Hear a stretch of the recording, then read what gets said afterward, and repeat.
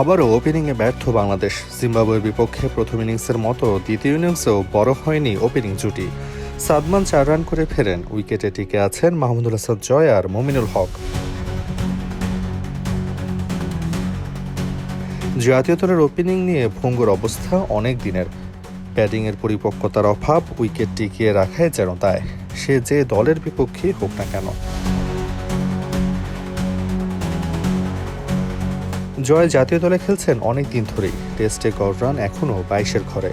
ঠিক যেন 90-এর দশকে জাতীয় দলের ওপেনার আল শাহরিয়ার রোকনের মতো।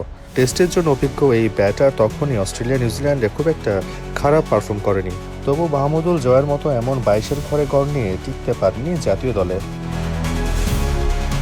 কিন্তু এই প্রতিযোগিতার ক্রিকেটে জয় দিব্যি খেলে যাচ্ছেন সাদা পোশাকের ক্রিকেট, কারণ পাইপলাইনে হয়তো এর চেয়ে ভালো কেউ নেই।